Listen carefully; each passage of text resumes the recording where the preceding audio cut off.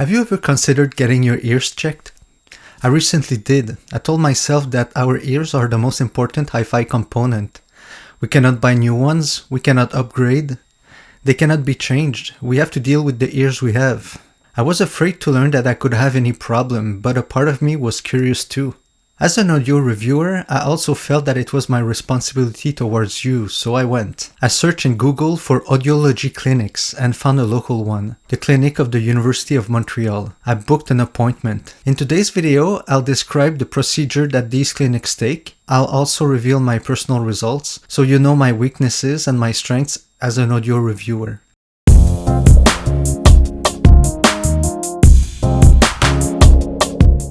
Welcome to the Bast Audiophile with your host, the Bast, an audiophile. So I spent $100 on ear testing, an audiology examination as these clinics call it. First, you must know that there's a lot of different tests possible.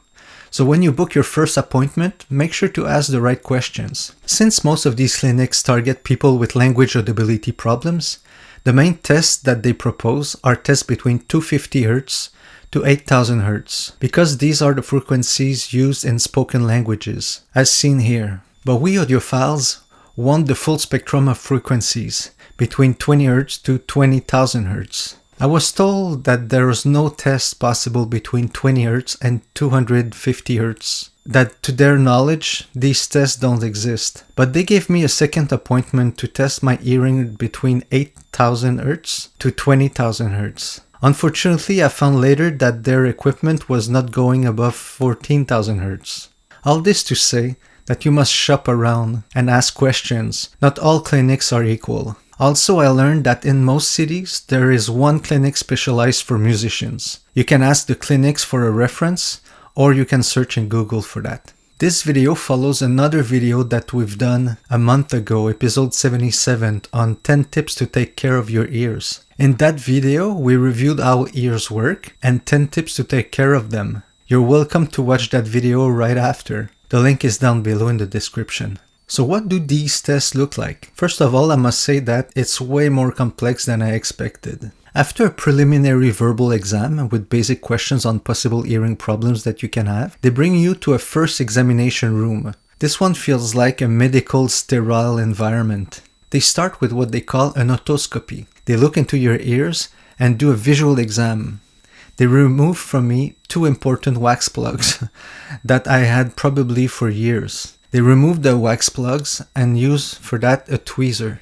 After the otoscopy, they did the emittance metric tests. They make you listen to some sounds in special IEMs to evaluate the flexibility of your eardrums. My tympanogram was in the norm, with a slight loose eardrum on the left side. They also use other types of sound to evaluate your stapedius reflexes, which are the reflexes of your smallest muscles in your body, the reflexes of the ears. Mine were a bit off, nothing to worry about apparently. After the visual exam called otoscopy and the emittance metrics, the testing of the eardrum flexibility and the cochlea reflexes, they bring you to an acoustically treated room for tonal and vocal tests. They give you over-ears headphones and give you a hand device with a red button to press. They then ask you to press the button when you hear different sounds of different frequencies at different volumes. So for 10 minutes I heard sounds and pressed the little red button. My curves of hearing were like this.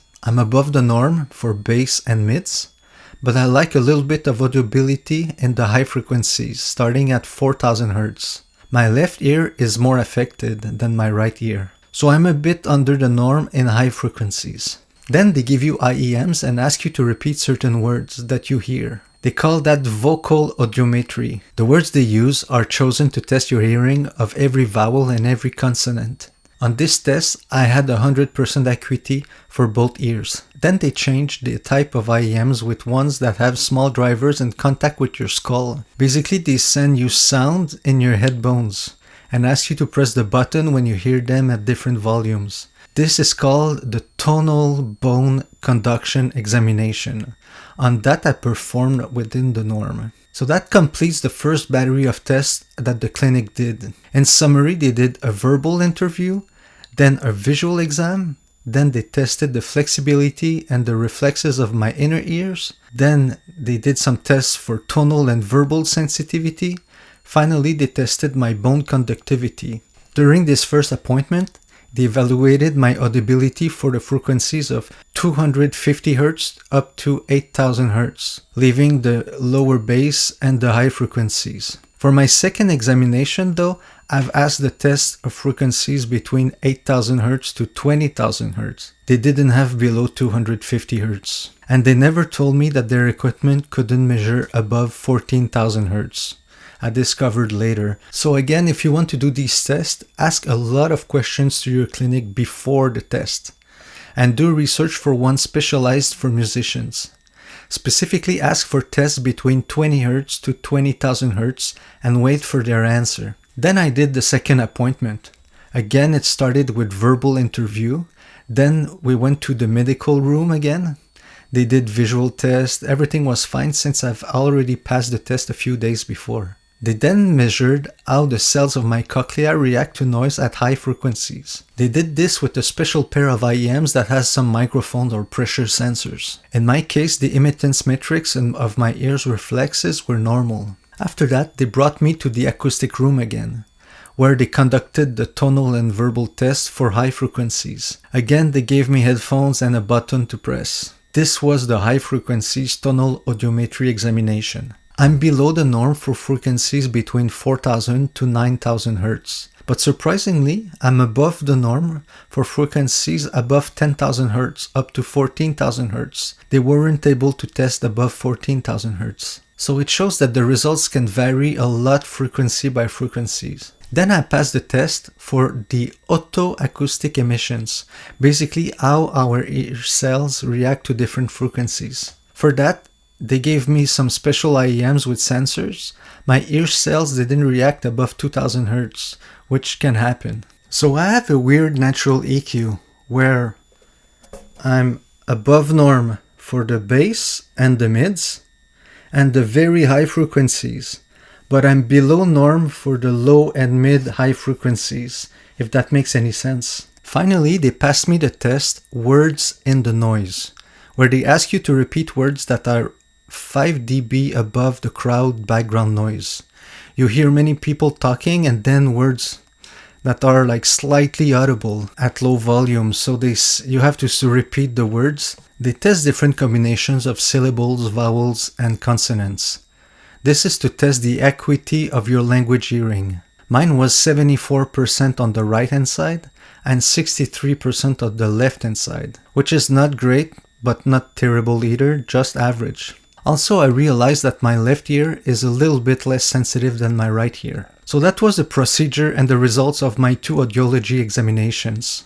We're all different. We all have different natural EQs, where we hear frequencies differently according to the shape of our ears and the ear canal and the eardrum flexibility and our cochlea sensitivity and our brain structure. As mentioned in episode 77 on the 10 tips to take care of your ears, older audiophiles can train their ears by listening to music often. That helps to develop the brain connections necessary for a good hearing. I hope that this video gave you a motivation to visit an audiology clinic yourself. Feel free in the comments to ask me questions or to comment on your own experience. We're all here to learn. I'm really pleased I've done these tests. To know yourself is the first step of understanding your HiFi sound system and the basis of improvement.